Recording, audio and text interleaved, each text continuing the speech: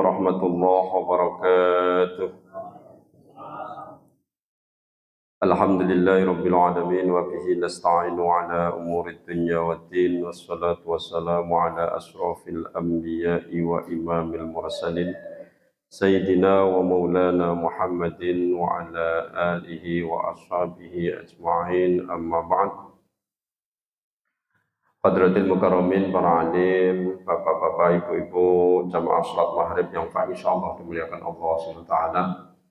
Marilah kita sama-sama memanjatkan puja dan puji syukur kita kehadirat Allah Subhanahu wa taala atas limpahan nikmat, taufik, hidayah serta inayahnya, sehingga kita semua malam hari ini bisa sama-sama duduk tafakur di masjid yang mubarak ini untuk sama-sama mengkaji kitabnya para ulama terdahulu, yaitu Syekh Ibnu Hajar Al-Asqalani, Syekh Nawawi Al-Bantani, yang semoga ilmu-ilmu yang kita pelajari bermanfaat dan barokah untuk kehidupan kita sehari-hari di dunia wal akhirah.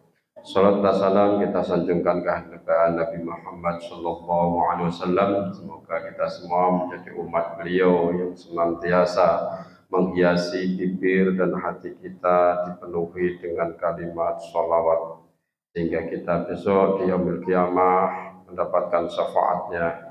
Amin ya rabbal alamin. Bapak-bapak, ibu-ibu yang insyaallah dimuliakan Allah SWT, memang sengaja pengajian malam Ahad kita pentokin sampai akhir, dan Jumat juga kita pentokin. Kenapa? Kalau sudah ditutup nanti nggak ngaji. Takutnya nggak ngaji lagi, karena biasanya habis lebaran itu mulainya agak lama. Terus yasinan juga sama, habis lebaran itu nggak langsung yasinan, kita mesti ada jeda beberapa minggu. Takutnya kalau yang biasa berjamaah ngirim doa sendiri yasinan itu males, tapi kalau kita jamaah biasanya enteng. Oleh karenanya kita pepetin biar ilmu hidup kita itu tetap beramal soleh.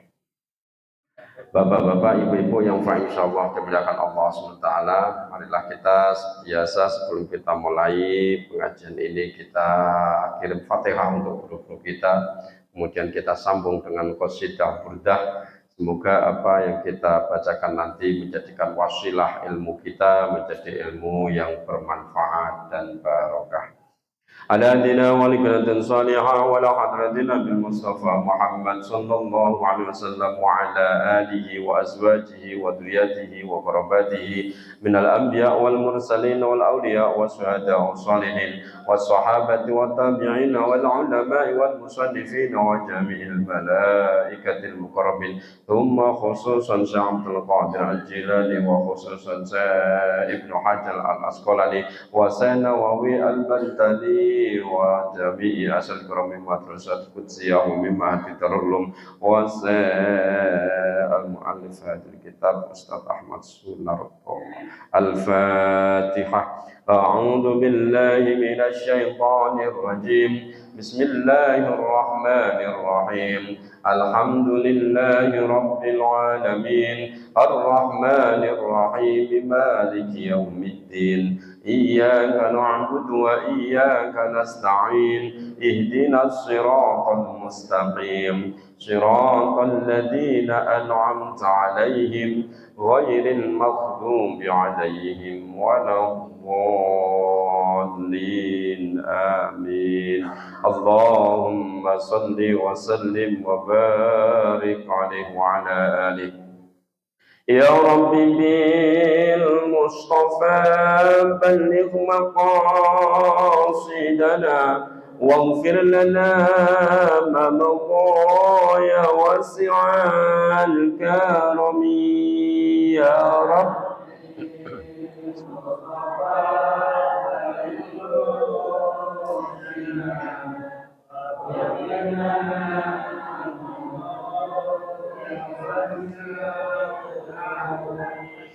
أمن تذكر جيران بذي سلم مزجت دمعا جرى من مقلة بدمي يا رب bil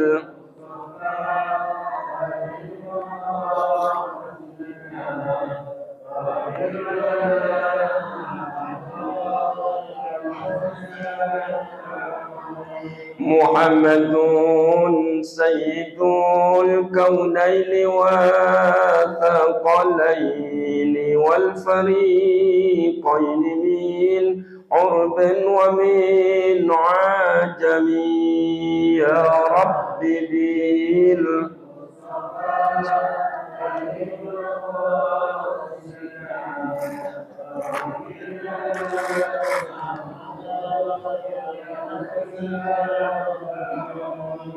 هو الحبيب الذي ترجى شفاعته لكل هول من الأقوال مقتحم يا رب بال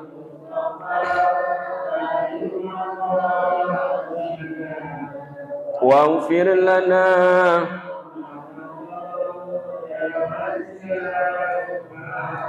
مولاي صل وسلم دائما أبدا على الحبيب كخير خلق كلهم يا رب بال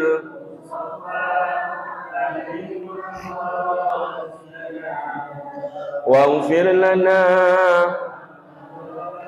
يا واسعا يا أرحم الراحمين يا أرحم الراحمين يا أرحم الراحمين فرج على المسلمين يا أرحم الراحمين يا أرحم الراحمين يا أرحم الراحمين فرج على Allahumma salli wa sallim wa barik alaihi wa ala alihi.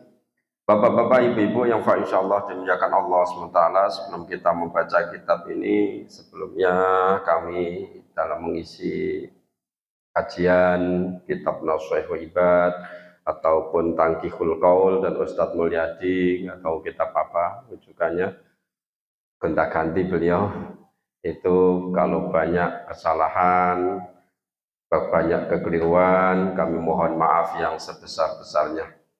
Kalau ada kesalahan, tidak maksud kami untuk menyesatkan, memang itu kemurnian kesalahan kami pribadi. Kalau ada benarnya, itu semua dari Allah Subhanahu wa Ta'ala. Dan ibu-ibu semuanya, bapak-bapak, kami sebagai pengurus DKM Masjid Baitur Rahmah, baik yang mendengarkan langsung di masjid maupun yang di luar yang kedengaran dari mic ini, kalau merasa terganggu, kami mohon maaf yang sebesar-besarnya, karena besok hari Sabtu itu insya Allah sudah puasa.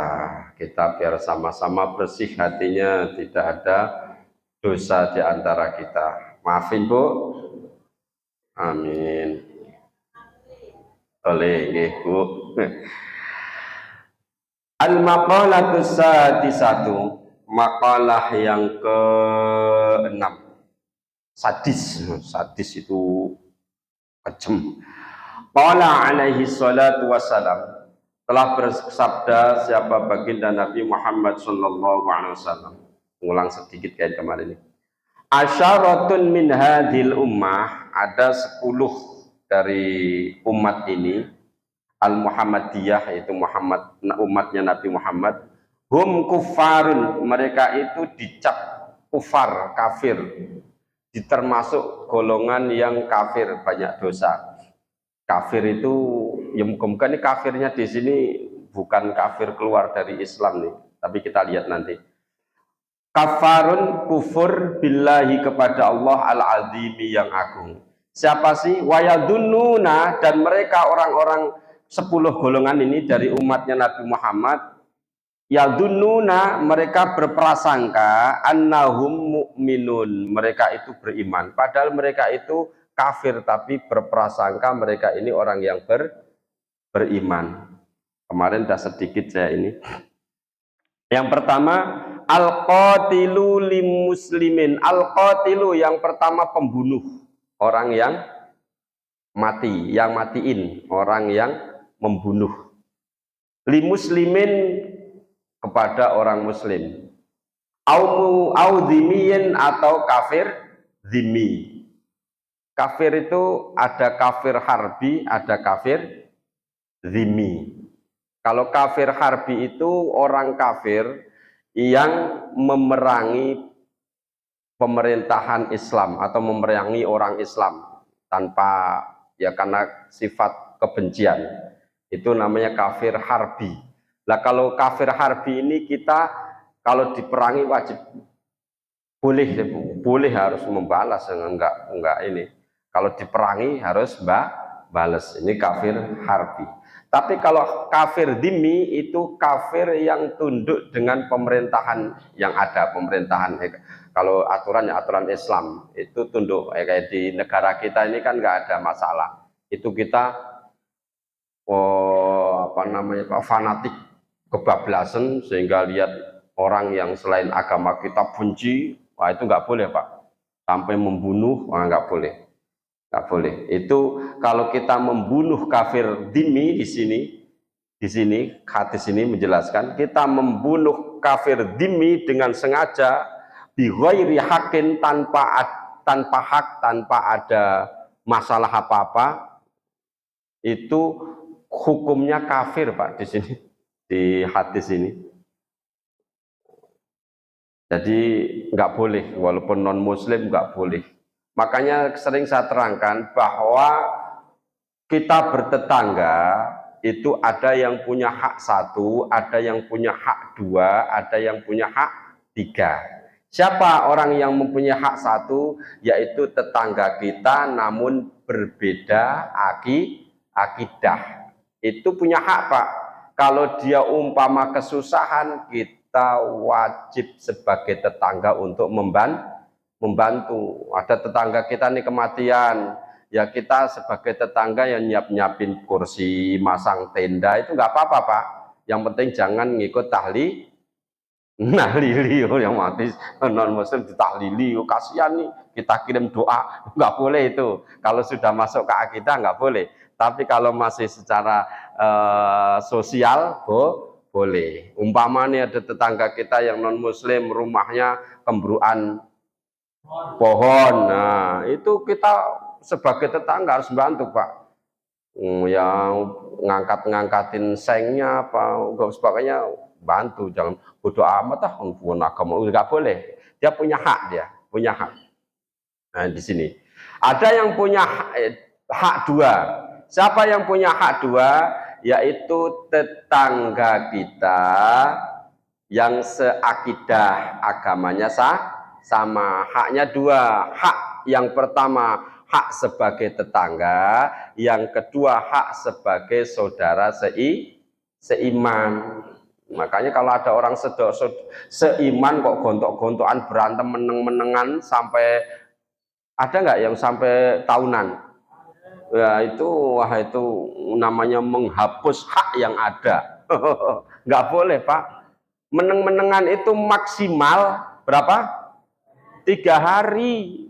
Kalau lebih dari 3 hari, fal yatabawwa maq'adahu minan nar. Kalau lebih dari 3 hari, maka persiapkan tempatmu kembali adalah neraka. Makanya kalau kita musuhan, janjian dulu kalau berantem. Ya, janjian Bu, 2 hari aja ya, gitu. Ada nggak? Nggak ada. Dan orang musuhan itu dunia terasa sempit Pak, Bu. Dunia kalau orang musuhan itu terasa sumpek sempit. Bener. Ini kapling ini luas loh, lumayan untuk kita luas. Tapi kalau kita musuhan itu jadi sempit.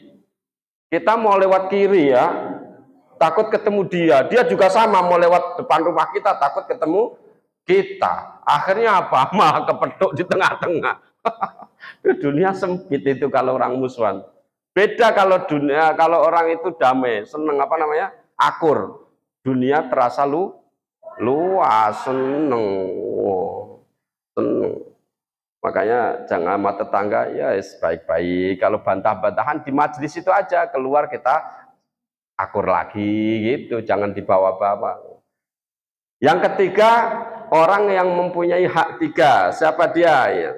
Yaitu orang yang satu, tetangga kita. Dua, seakidah. Udah, dia punya hak seagama, terus punya hak bertetangga, dan masih kerabat, masih saudara. Wah, itu yang punya saudara kayak Pak Bukhari, wah itu sekapling hampir saudara semua itu, wah itu haknya tiga itu Pak Bukhari. Sekapling nggak diurut hampir semua itu haknya tiga, hak bertetangga, hak bersaudara, hak seiman. No, tuh makanya harus dijaga. Sampai malaikat Jibril itu kalau ketemu Rasulullah tuh sering berpesan, ya Muhammad, jironak, jironak, jironak. Tetanggamu Muhammad, tetanggamu, tetanggamu. Sehingga Nabi Muhammad itu punya prasangka kalau tetangga itu mungkin dapat warisan. Kenapa? Karena malaikat Jibril sudah ketemu suruh nginget tetangga. Ternyata tetangga itu sangat penting, Pak. Luar biasa pentingnya tetangga.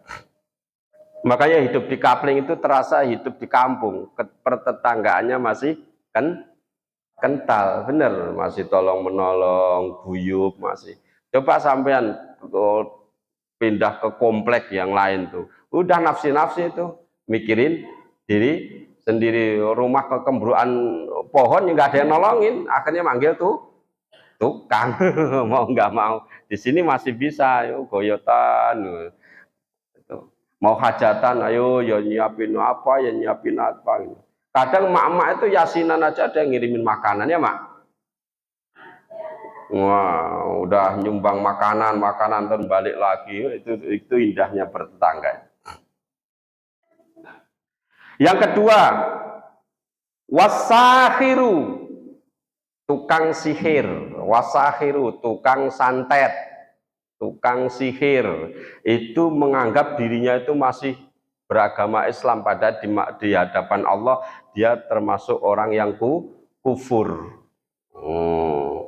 Wasahiru, termasuk ya sihir itu ya, mohon maaf nih, dukun-dukun paranormal yang apa namanya ya paranormal ya, paranormal itu kadang kan nyesatin juga, kadang itu kita konsultasi duit hilang gitu kan, dan jawabnya enak aja. Saya lihat-lihat nih yang ngambil nggak jauh, bukan orang jauh ini gitu. Ya memang kalau orang jauh susah ngambilnya, yang ngambil mesti orang deket. Ya gimana mau ngambil, kita ke rumahnya saya gitu, jaraknya jauh, yang ngambilnya dekat. Nah, kita pikirannya mesti yang lain tuh, mikirnya apa anak saya, apa adik saya, apa pak lek saya, kan gitu. Yang sering rada nakal dikit itu lek saya, oh akhirnya curiganya ke saudara, itu nyesati. Wasahil, wadayus, dan dayus. Siapa tuh dayus?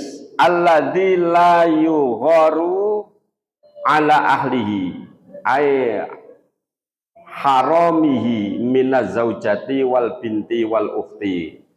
Dayus itu siapa sih? Orang yang tidak mempunyai rasa curiga sedikit pun kepada istrinya, ataupun orang yang masih apa namanya muhrimnya, seperti istri,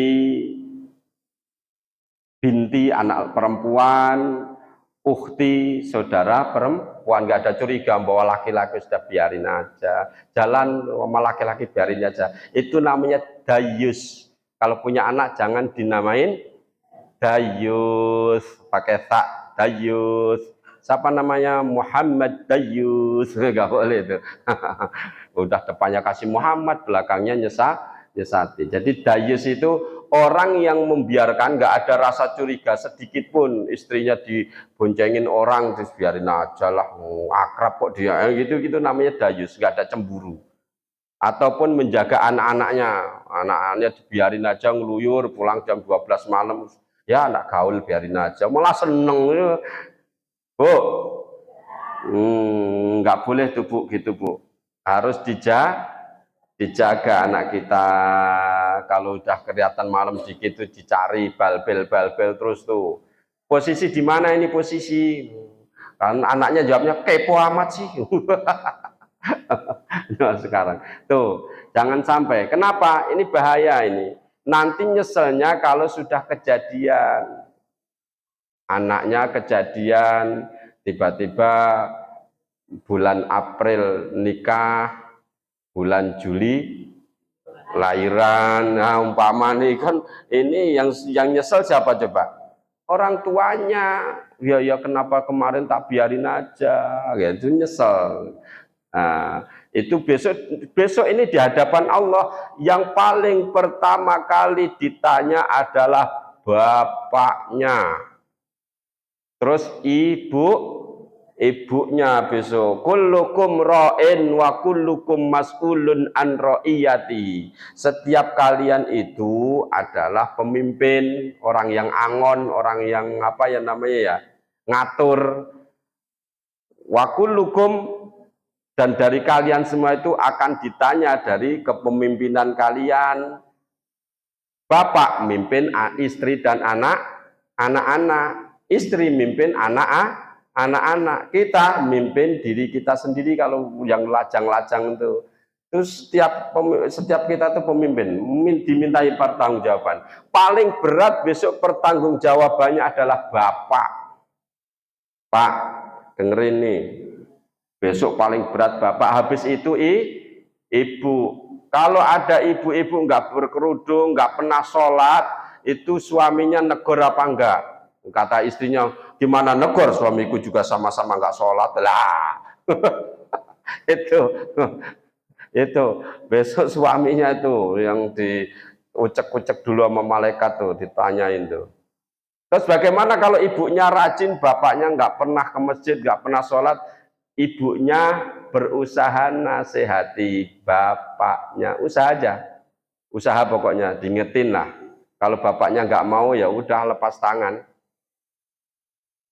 Itu jangan membiarkan anak-anak, bapaknya Pak mohon maaf anaknya keblok nih subuh, udah dewasa, udah balik, bangunin, oplak-oplak, bener, pokoknya dibangunin, bangun sholat, habis sholat molor lagi nggak apa-apa gitu, tangi-tangi, jangan biarin lah, kasihan semalam melek sampai jam 1, biarin lah sampai siang nggak apa-apa. Itu besok kita yang disalahin sama Allah, bener. Besok kita yang disalahin. Kenapa? Itu masih tanggung jawab kita. Enggak boleh membiarkan anaknya jatuh di dalam lumpur dosa. Makanya anaknya harus diawasin. Terus kita sebagai orang tua itu tanggung jawabnya berat banget besok. Ruya annahu sallallahu alaihi wasallam qala inna minal ghairati ma yuhibbullahu. Sesungguhnya ada sebagian dari cemburu. Cemburu itu apa ya? Curiga, hati-hati yang dicintai Allah. Wa minha, dan ada juga sebagian cemburu tapi untuk menjaga itu. Ya bghadullah, yang dibenci Allah. Ada cemburu yang dicintai, ada cemburu yang dibenci. Cemburunya di sini tuh untuk menjaga loh. Cemburu apa namanya ya? Yo, li ikhtiyat aja. Wa inna minal khuyalai, kalau lihat arti khuyala itu artinya aslinya itu sombong. Wa inna minal khuyalai, dan sesungguhnya sebagian dari royal, artinya aslinya itu sombong, khuyala. Ma yuhibbullah, itu ada juga yang dicintai Allah. Wa minha ma yubghidullah, ada juga yang dibenci oleh Allah. Fa'ammal ghairatul lati yuhibbuhallah fal ghairatu firribati. Sedangkan cemburu yang dicintai Allah yaitu fal ghairatu firribati, cemburu di dalam keraguan. Gini loh, keraguan itu gini. Maksudnya, kalau ini anak ini saya lepas, anak saya ini malam-malam pulang katanya musyawarah sama temen-temennya gitu. wah kita curiga nih. Itu dicintai Allah Pak. Kita hati-hati. Apalagi anak perempuan. Wah katanya mau kerja bareng gitu sama temennya. Ternyata pulangnya jam 12 semuanya. Itu orang tua wajib curiga itu Pak. Enggak biarin aja gitu, jangan. Kalau perlu sering dikontak, sering diawasi mainnya sama siapa. Ada enggak teman perempuan lain, kira-kira ada yang bimbing enggak ini. Ini kira-kira zaman sekarang gitu apa enggak Pak? Bu, kira-kira gitu apa enggak? Kayaknya kok enggak tuh.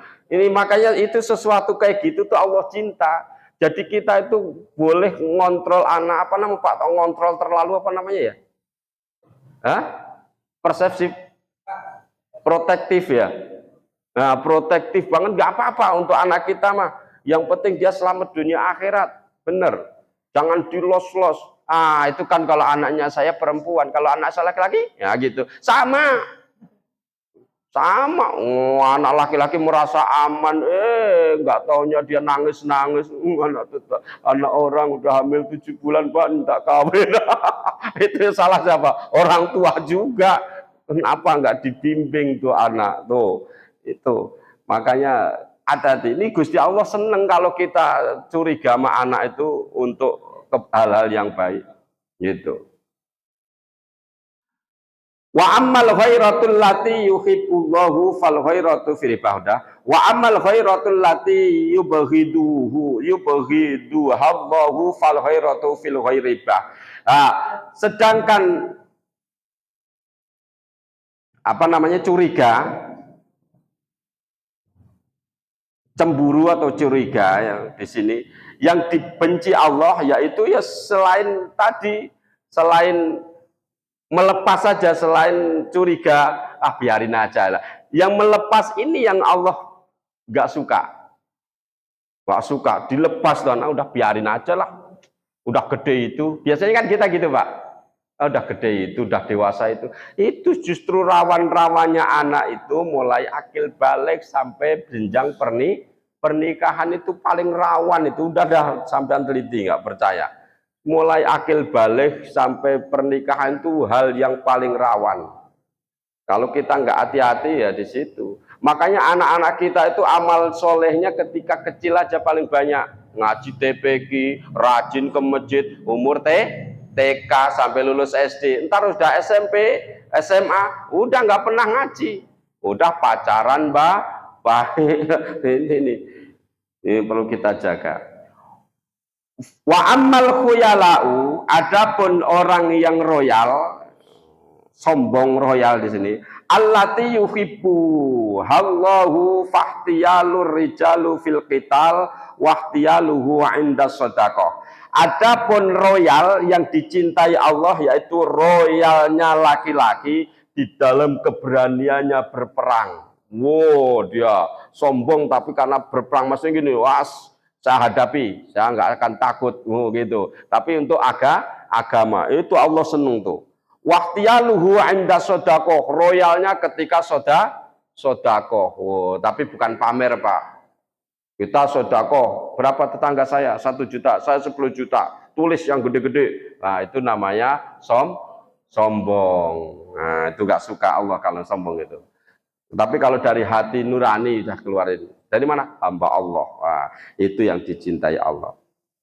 Wa ammal khuyala'u lati yabghaduhallahu fahtiyaluhu rijali fil bagyi wal fakhri.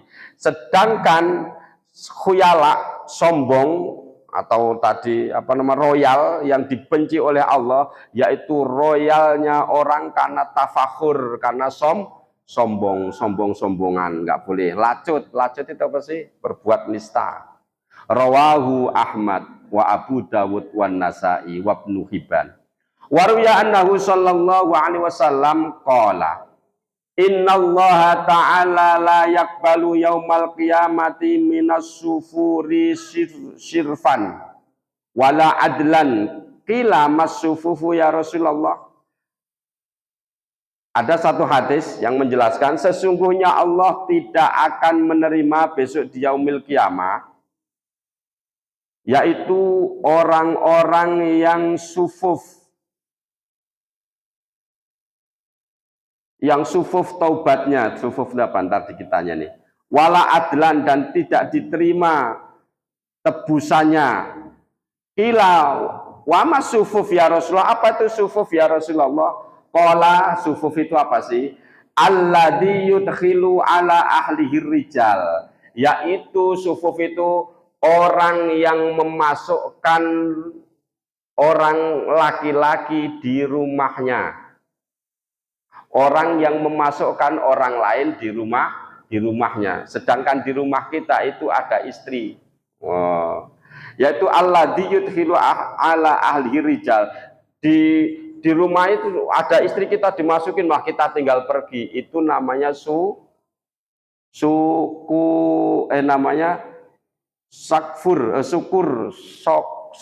namanya sokwur. Jadi membiarkan istri kita sama orang lain. Mohon maaf, itu nggak boleh Pak. Dibiarin aja. Kita tinggal pergi, istri kita di rumah berduaan sama orang lain, kita santai-santai aja, itu nggak boleh. Nggak boleh. Ini orang lain maksudnya bukan muhrim ya, orang lain, benar-benar orang lain. Kecuali ada perlu. Apa itu perlunya? Mijitin, nah, itu namanya bukan perlu. Kalau perempuan kalau manggil tukang pijit ya perempuan, manggil tukang pijit laki-laki, udah gitu sama suaminya ditinggal pergi, ya ntar yang dipijitin yang lain, nggak boleh. Kalau memang mau dia punya kekhususan mijit, memang apa namanya terpaksa banget, harus ditungguin.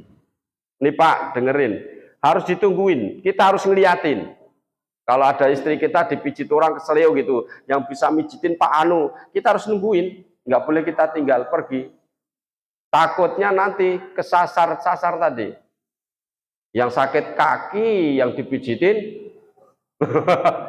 itu bahaya itu. Makanya nggak boleh. Kan istri kita imannya kuat, dari mana tahu kita iman kuat?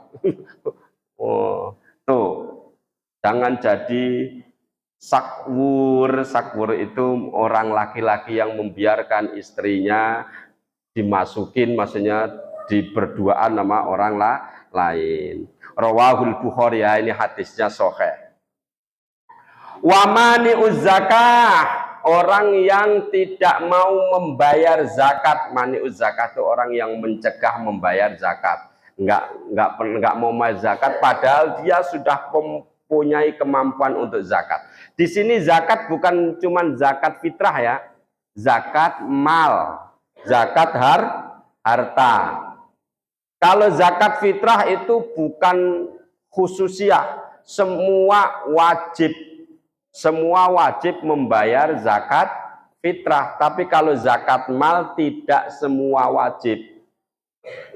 Orang-orang yang wajib membayar zakat mal itu orang-orang yang sudah masuk kriteria untuk membayar zakat. Penghasilannya sekian, kalau profesi, kalau punya usaha, usahanya setahun itu sudah masuk target zakat, sudah masuk apa namanya? Nisabnya, benar, sudah masuk nisabnya. Nah itu. Kalau kita semuanya diwajibin zakat mal ya keberatan. Makanya di Tangsel itu kalau nggak salah zakat malnya 5.400.000 ya, apa 500? Hah? 5.500.000. Orang yang sudah punya penghasilan 5.500.000 itu kalau di aturan Basnas Tangsel itu wajib membayar zakat. Berapa zakatnya? 2,5%. 2,5% dari 5 juta itu berapa Pak? Hah? 125 ditambah 2,5%-nya 500 berapa? Itu kan baru 5 jutanya 125. 2,5%-nya 500.000 berapa? Nah? 2.500 kali 5. 25. Berarti zakatnya itu 150 lah ya. Katakanlah 150 tuh Pak. Kalau semesti kalau itu langsung dikeluarin ringan loh itu. Semestinya loh. Setiap bulan nyisihin duit 150 sebagai zakat mal bagi orang yang berpenghasilan 5.500.000. Semestinya kalau haknya itu langsung dikeluarin enteng. Nah, tapi orang terus bertanya, itu zakat segitu udah kepotong-potong belum? Nah, ini yang berat ini Pak. Kepotong bayar sekolah, kepotong bayar listrik, kepotong bayar ujian anak itu apa itu sisa enggak semesti itu zakat mal ya penghasilan itu udah potong aja. Kalau kita perinci itu habis Pak, nggak jadi bersihin harta kita. Iya kan? Kalau kita nunggu sisanya dulu baru zakat, enggak. Kita panen itu kan kalau airnya itu dari irigasi itu kan 1/10 kalau nggak salah. Kalau airnya dari tada hujan itu 1/5. Itu apakah nunggu udah dipotong-potong dulu kan enggak. Ketika hasil itu ada, udah apa namanya? Udah memang masuk nisabnya, udah dari air tada hujan itu. Kenapa air tada hujan lebih mahal, lebih berat Pak? 1/5 kok.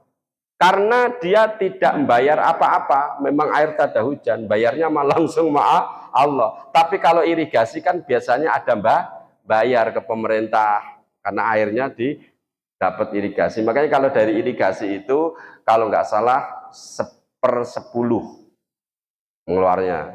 Jadi kalau kita umpamanya ngitung 10 gelas kita satu zakat gitu loh, itu namanya 1/10. Nah 1/5 itu 5 kita satunya zakat. Nah itu. Sebenarnya kalau langsung dikeluarin enteng. Kenapa jadi berat? Bahkan kita nggak ngeluarin zakat karena kita hitungnya setahun. Kalau setahun dihitung haulun, zakat profesi nggak masuk Pak. Karena zakat profesi itu kalau dihitung setahun terus disamai sama zakat emas, itu kan 85 gram. Ada yang kau lain 90 gram, ya nggak masuk. Nggak bakal masuk. Sekarang 1 gram berapa Pak? 1 juta ya? Hah? 14? Bener? Wow. 1.400.000. Oh, kenapa aku nggak dulu beli ya?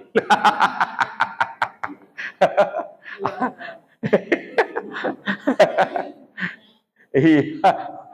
Ya, katakanlah 1 juta ya, biar nggak ngitung gampang ya.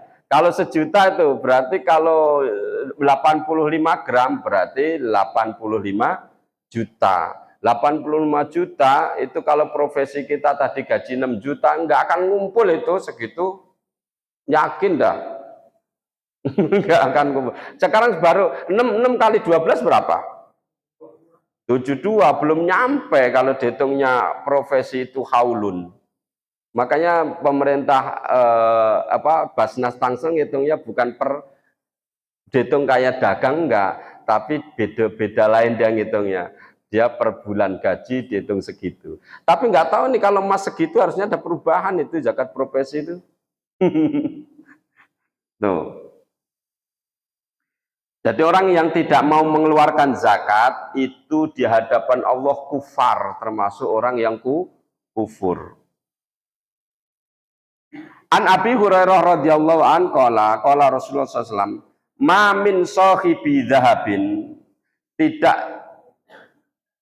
tidak termasuk orang yang mempunyai emas, maksudnya tidak golongan orang yang beremas, wala fiddatin, dan tidak orang yang termasuk orang yang mempunyai apa namanya seloko, perak, perak emas itu wajib zakat ya.